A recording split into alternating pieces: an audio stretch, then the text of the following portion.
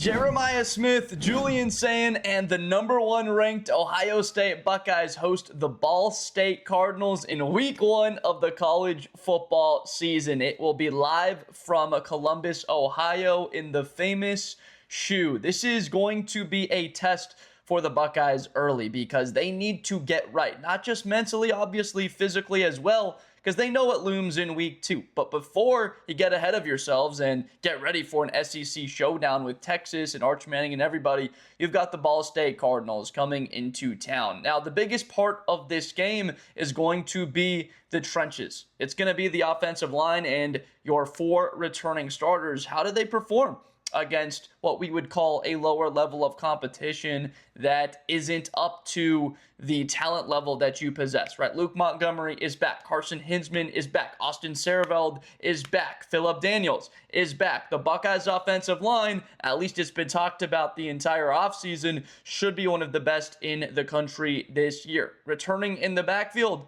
true freshman a year ago, Bo Jackson was fantastic running the football, but throughout fall camp, there was competition back there with Isaiah West before Bo Jackson seemed to emerge as the number one guy once again, but it does look like they are going to split carries, which to a lot of Buckeyes fans, they're not going to have a lot of trouble with that because they remember from their team 2 years ago when they were at their best running the ball, they had a double-headed monster in Quinshon Judkins and Trevion Henderson, who have now moved on to the National Football League. Defensively, it's very tough to replace a Caleb Downs. In the words of Ryan Day himself, you can't replace a Caleb Downs. You just got to try to fill as much of that hole that he left behind him. And if you look at the totality of this defense, they lost their top five tacklers from Caleb Downs to Arvell Reese to Sonny Styles. Caden McDonald was another key contributor. Number 6 on this team in tackles last year was Jalen McLean, who now steps into a role where he was one of the guys that was a spokesperson for Ohio State, one of the 3 members of the team that went to Big Ten Media Days in Chicago, along with Julian Sayin and Jeremiah Smith. So his role has gone from maybe the 6th, 7th most talked about guy on that defense to one of the top 2, 3 by far most important players. A big returning starter on that defensive line is Kenyatta Jackson Jr. He is back. He had a tremendous season a year ago, and the expectation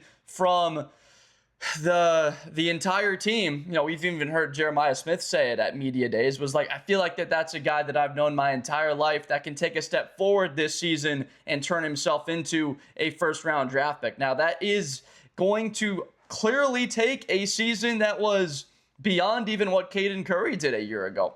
11 sacks, couple forced fumbles. He was tremendous. Had that shot on Fernando Mendoza on the first play of the Big Ten title game, one that he got up from, which was important in the way that that game turned out. But this is not going to be the same amount of alien level talent on defense. You don't have 2 top 7 picks roaming the middle in 6'5", 240-pound Blocko, Sonny Styles. You don't have Arvell Reese, the 5th pick in the draft, and those 2 guys flying around making plays, right? So you're going to have to rely on, most likely, the transfer from Wisconsin, Christian Allegrio.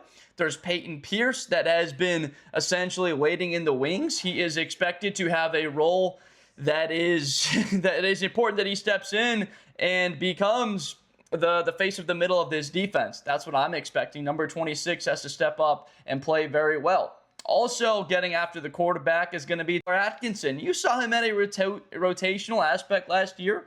Had some good production, but he's someone that steps in opposite of Kenyatta, along with Quay Rousseau. There's Zion Grady, where you are expecting this rotating edge defending core of players to get to the quarterback and as well as stop the run, because Matt Patricia will be the first guy to tell you, as well as anyone that has had experience at the top levels of college football as well as in the National Football League, it takes 7. It takes 8 defensive linemen in that rotation. You got to stay fresh. You need your linebackers to be able to rush on third down, to be able to be athletic enough to not let quarterbacks run around and scramble. So what are you facing in Ball State? How much of a challenge is this? Well, the Buckeyes come into this game as a 49.5-point favorite. The over-under is 56.5. So Vegas is telling you Ohio State's supposed to win this game 53-3. If I were someone that was looking to put money on this, I am never someone, when you're looking at a 50-point margin that you have to cover, is something that's enticing, because you could have your starters out of the game in the middle of the third quarter and you're kind of just trying to run out the clock.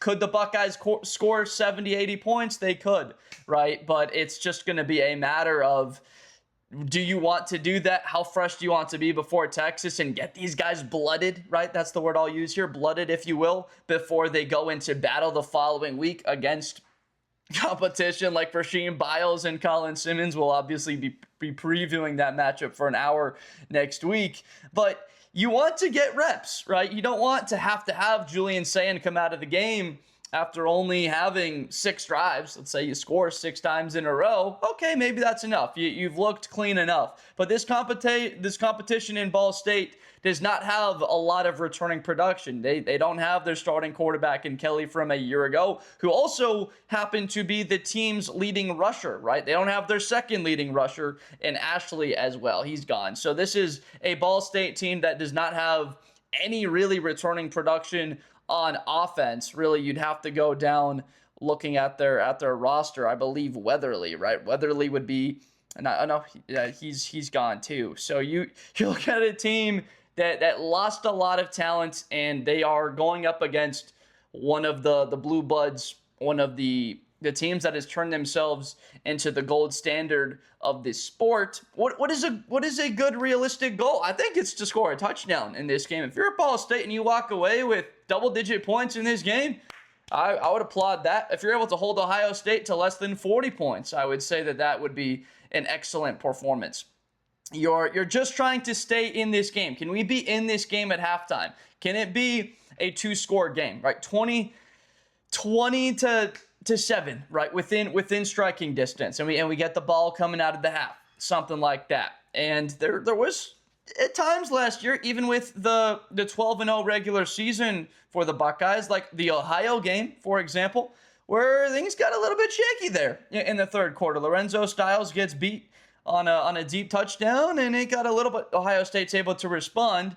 There was the Washington game on the road, where that game was tight pretty much until the beginning of the fourth quarter, where you're able to pull away from them. Penn State was close right before, I would say, exploding offensively in the third quarter, right? The Michigan game. So there's been slow starts for this Buckeyes team, and I would probably say the biggest criticism coming off of what really was a phenomenal year until the postseason was the pace of play.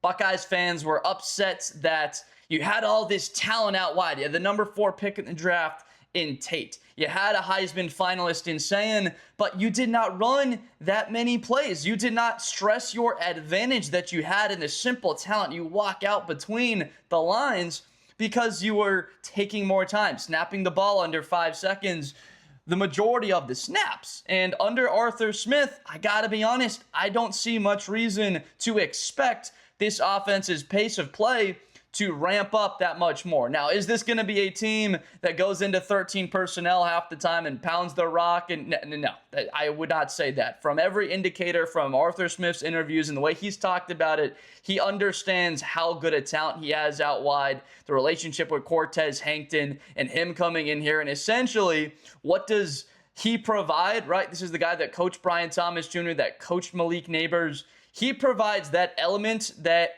honestly, these Buckeye receivers were lacking.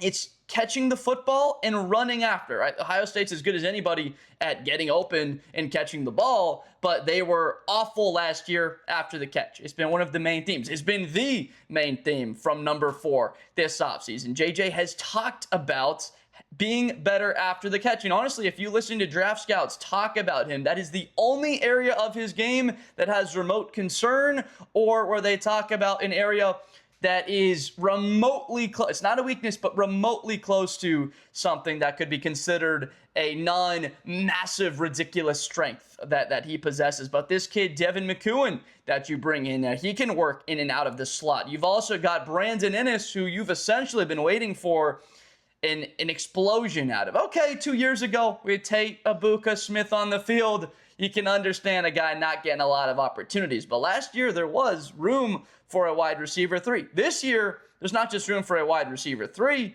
There's room for a wide receiver 2, opposite of number 4 on the same side, in and out of the slot. And besides McEwen, you also brought in Kyle Parker with Hankton from LSU. There is the true freshman, Chris Henry Jr., out of Mater Dei High School in Southern California. He has been talked about, this 5-star kid, either the number 1 or the number 2 wide receiver. It depends on the recruiting base that you're going to be looking at your information on. But by all accounts, a guy that will see the field for a significant amount of time. There's Brock Boyd, who has been talked about at length this offseason as someone that could be a key contributor at some point, potentially in the back half of the season. Unfortunately, if there's an injury, it's a part of this sport. But like we saw, Smith and Tate not be on the field late in the season last year and get a little bit healthy before the game, where you had games where both of those guys were both not on the field, right? So there were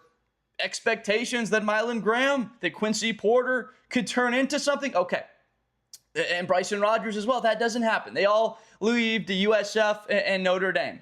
Who's going to be the next man up for this room that continues to pour out talent unlike any program in the sport? I would wager that this offense is amongst the best in the country. The biggest defense of this team. Why did they give up 10 sacks in the postseason to Indiana and Miami combined, and it felt like they gave up 20?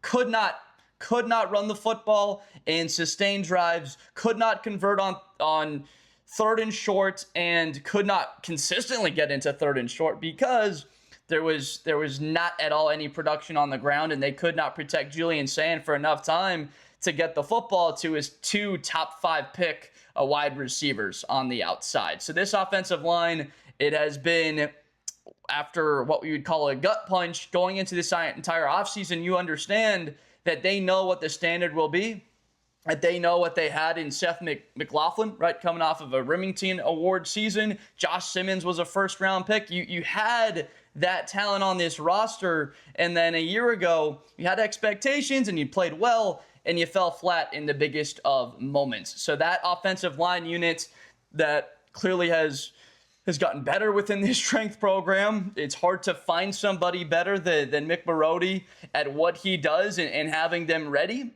which is why it is shocking to see a number like the 144, apparently, right? Bruce Feldman came out with the freaks list, and one of those freaks landing in at number 2 after being number 1 a year ago was Jeremiah Smith. Apparently, he runs a 10-yard split at 144, which would have been faster than what Xavier Worthy, who broke the NFL Combine record, was. I don't know the full extent of the verification and how true this is in the way GPS and all those numbers work. It's crazy. It's flat out crazy, right? You walk this guy out on the field. You saw the memes this offseason in the video of one of the Ball State players, right? It's like Jeremiah Smith week 1, Jeremiah Smith week 1. We got to get ready for this matchup, but it's true, right? It's hard not to think about what you're going to face, but folks, there's another version of that on the outside, and he's bigger, and he's number 15, this kid out of California, and I would not be surprised we saw Smith do it his freshman year. I believe it was against Akron, come out and score 2 touchdowns. Would not be surprised if Henry Jr. Does something special in this game. And if I'm Hankton, I'm advocating for seeing 6 wide receivers get on the field. If I'm Ryan Day, let's go find out who are the guys that want to eat, that want to be on the field, right? Do we have in that next rotation, do we truly have 5-6 guys that's been talked about as arguably the deepest receiving core that they've had? You know you're top. You know you've got the best player in college football up here, but what do you have outside of that? People have said one of the parts of Smith's game is that he's had a first-round pick beside him, so it's taking the attention away. The film tells a different story. Like, you watch, it's like, I don't know if I exactly see the attention being taken away from him. But this year, like, I'm not so sure there's not another first-round pick that materializes, and it's obvious that one of these guys will be either with him in this draft or in the future in a year or two. Depends on which guy that is that materializes. So we talked a little bit about the receiving core. Let's talk about the other side of the ball, the group of guys that go up against that receiving core every day of practice. Because this kid, number 6, Devin Sanchez, there is a path where he is right below Leonard Moore in the conversations of defensive backs, corners in particular in this sport. He has size. He's 6'1 plus, right? He's right hovering around 195, 200 pounds. He can jump out of the building. He can run with you. And like I've said this, and I don't know if you've watched my content before, you heard me talk about it, but a superpower of a team that goes against that level of talent in practice every day is exactly that you are facing NFL players every day in practice, and the value that has for a Denzel Burke, right, when he got drafted by the Cardinals, Davison Igbinosun, and him getting drafted. When you go up against that level of competition, it's simply going to make you tougher. It's going to make you better. You don't want to get dominated every single day in practice, and you choose this school because there's a different level of edge to you because of the expectation that you do wind up being a day 1 or a day 2 pick. So that's the guy that I'm pointing out on this team, because you think about matchups. Cam Coleman, Ryan Wingo, that's looming. Right? You've got Nick Marsh, Charlie Becker later in this season. That's looming. Halloween at USC, Tanuk Hines. That's looming in the talent that they have to offer. Andrew Marsh, Michigan, end of the year. There is talent that you will see later in the season that when you face a team like Ball State, and I'm saying this with all respect that I can, you have to lock down. You have to show up in a game like this because you know what is coming the next week. It's a perfect ramp-up opportunity. I'm not going to be as disrespectful to call it, something in the lines of a scrimmage, but this is a get-right chance to have your guys take contact, right, get into full game shape, potentially not be playing a full fourth quarter game, but be like, okay, we've got momentum, and we've done everything we can to now get ourselves prepared and be fully thinking about Texas, because it's impossible. You see that team is ranked number 5. You've got a looming top 5 matchup on the road next week. Even I can't help but start looking ahead and talk about that. That's just the nature of what that matchup's going to be, and that team looming for you at DKR Memorial Stadium in next week in early September. So this is why at a corner position opposite of Sanchez, right? Because you know that they have 2, right? And Wingo and Coleman. Ball State, right? You would want to see Jermaine Matthews, number 7 on the other side. He had an interception in that game a year ago, week 1. Him be locked down. This is not a secondary that has really been talked about, given a lot of attention. You've heard LSU thrown around. You've heard Oregon thrown around. You've seen Notre Dame. You've seen Alabama. But you've not heard a lot of credit being given to this secondary, when all due respect to Igbinosun and Burke and the way that the cornerback, I'm not saying these guys, that this secondary is going to be better than Downs that when he was with Ransom or Downs with McLean, but specifically at the corner position, I would say that this is the strongest that they've been since you had guys like Denzel Ward and Jeff Okudah playing cornerback there. This is very strong. In the nickel position, right, roaming around, looking to quote-unquote replace number 2 in Caleb Downs, that's going to be the transfer from Florida State, Earl Little Jr. When there has been questions asked towards offensive players, from the Buckeyes side, he is always the first guy mentioned. Earl Little. This kid comes down, and it's going to be violent. There's going to be force behind him, a thump. Now, you look at what he did a year ago, he does miss at times, right? What did Downs not ever do? I legitimately can only remember a single missed tackle, and it came in the semifinal against Texas. He got stiff-armed. He went down.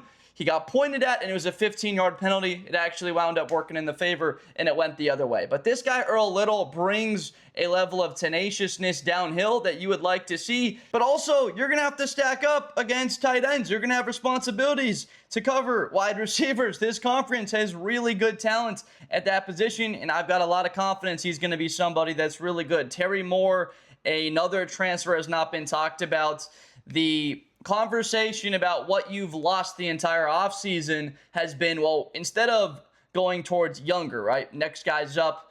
You had, obviously, Arvell Reese step up last year. Caden McDonald, right? You got Ty Hamilton and Tyleek Williams right there in front of him. And boom, here's Caden McDonald, someone that I think should have been a first-round pick. Winds up being taken by the Texans in the top 10 picks of the second round, right? Who steps up on the defensive line in that manner, right? Caden Curry comes in after JT Tuimoloau and Jack Sawyer. You have that pairing, and bam, Caden Curry's a double-digit sack guy. That's incredible. Who is it in that front seven that's able to do that? And that's what it will take for a team that loses all of that talent you did last season.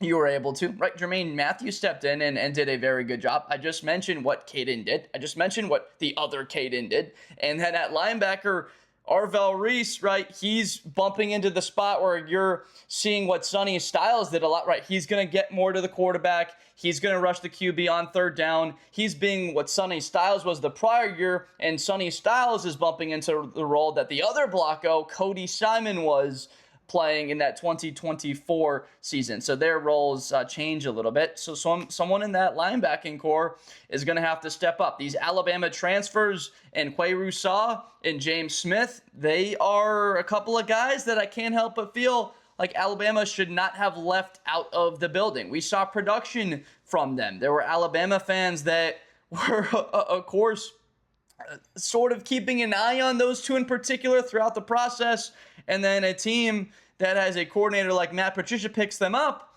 and they are very upset that they let them get out of the building. So that's on them. They feel like they're good to go down there in the South. If I had to wager, I would say that they probably don't meet this season in the CFP.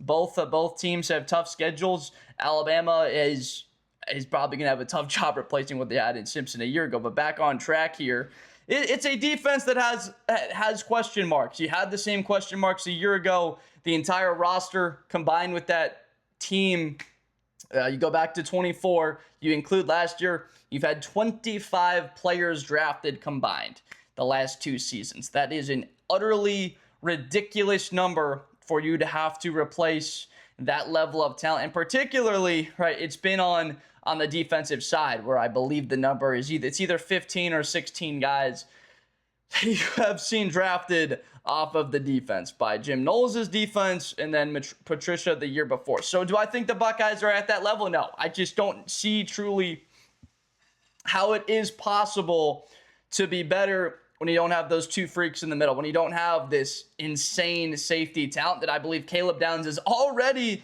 one of the best 5 safeties in the NFL. I had a safety rankings list that I came out on, and I went through the league and I poured over it, and I could not help but put him at number 5 as one of the best safeties in football without even playing a snap yet in the league, and you're losing that on the court. So I think that the goal really for this defense is to be a top 10 unit. As good as the offense appears to be up front offensively, you would imagine that having a top 10 defense, many Buckeyes would take that.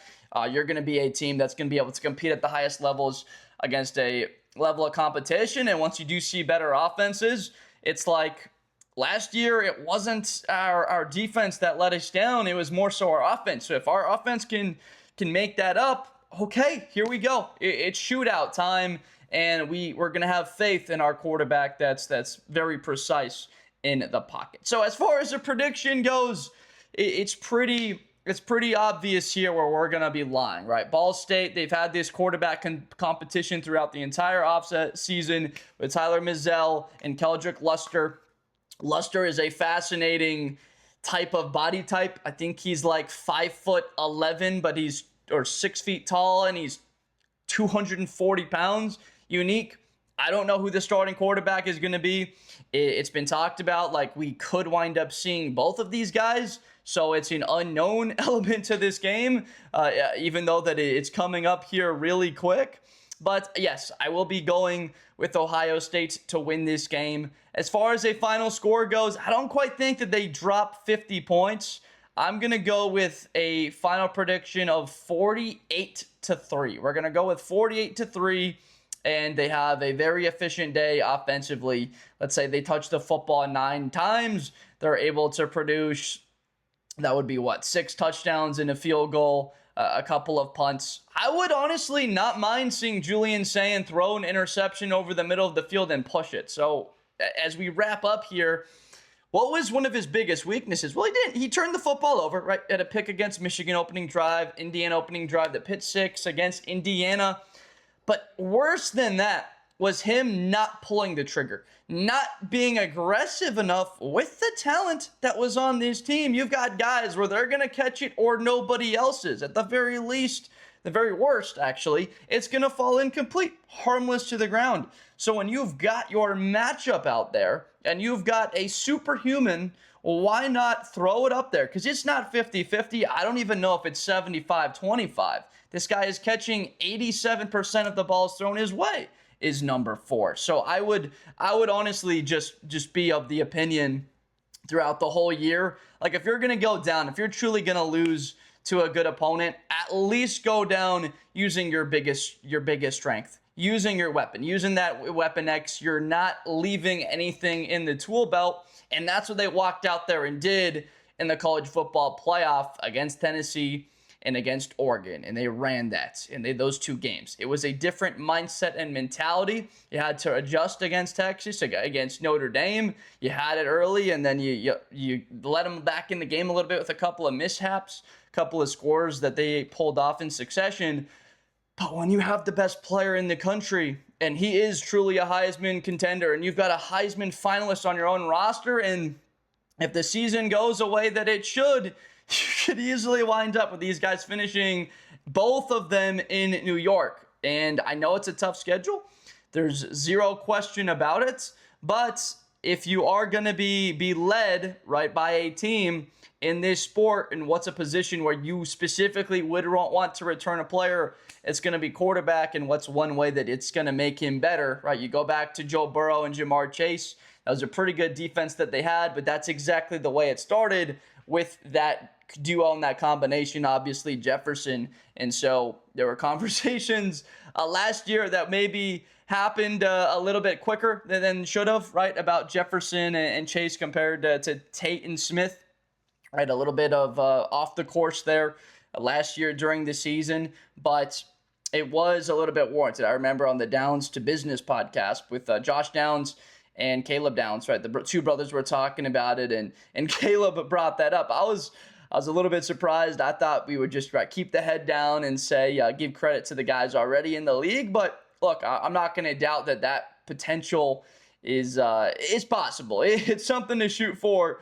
There's no doubt about it. I mean, Jeremiah Smith, if he were in the league right now, a lot like Downs, he's one of the best 5 wide receivers in the league. You'd probably have, no, it's not full college football, but what? Jamar Chase, Justin Jefferson, go what? Nakua, Amon-Ra, or Nakua, Jackson Smith and Jigba, and put Smith. If he's not number 5, he's number 6, right? Probably right up there at 5, 6, 7. And that's right now. That's before that he's played that junior season. So we're going to go with that final score prediction. We're going to go 48-3. 48-3 final score. The Buckeyes take this win, and they move on to what is going to be a Texas game in week 2 that is looming. So if there's 3 things that you are, I would say, looking for as an Ohio State fan, and then looking at the game more so X's and O's. If you're an Ohio State fan, you're looking for Julian Sayin to look terrific and look excellent, so you've got confidence.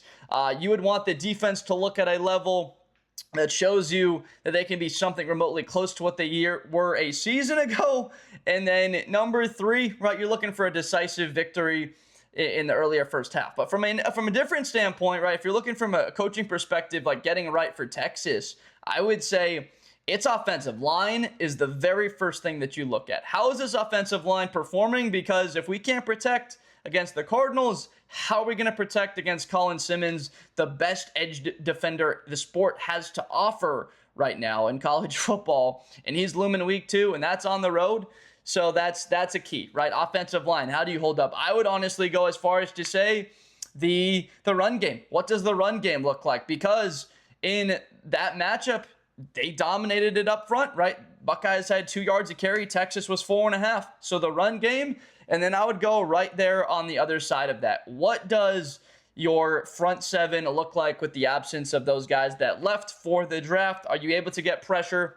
It's something that has been a pinnacle talking point of this offseason, is getting more pressure on the quarterback, producing sacks, because you might not have the talent in this one specific game changer in downs roaming around. So what do we have to do to help ourselves and stack up in coverage a little bit more? Right, it's manufacturing pressure. How do you manufacture pressure? It's bringing other guys. So that's where I would go. And that would be the 3. Stop the run, run the football, and offensive line hold up very well. Those would be the 3 that I would probably take away if you're looking for something as the matchup looms for week 2. So thank you so much for watching. If you are a fan of content surrounding the sport of the NFL, of college football, this is where I think that you're going to have some fun. My name is Josh Blinder. This is my show, Blitz with Blinder. We are going to be previewing and predicting every single Ohio State game this season. Of course, this is the number 1 team in the coaches poll, number 1 team in the AP poll. To a lot of people that are not in those polls, they still look at this team and say, yeah, anything but a trip to the national title game, or if you're an Ohio State fan, winning the national title would be a massive disappointment, knowing that this is Jeremiah Smith's league year. Right? He's gone after the season, leaving for the NFL. So we're going to be previewing all of their games and a lot of other teams, right? We're doing Oklahoma, Michigan. We're going to be doing that, a preview for that. Obviously, Texas and Ohio State. Look out for that preview and prediction video coming out. Going to try and drop that on the Monday. I would imagine the Monday after, the Monday previewing that Saturday before. And then NFL, just about all the big games throughout the season. So if you like keeping up to date and watching preview content to get ready for the upcoming games throughout the season and staying up to date on the latest news information, this is the perfect place for you. Just want to say thank you so much for watching. If you have not already done so and you love this sport like I do, make sure that you are following, make sure that you are subscribed. Thank you so much for watching, and I will see you next time.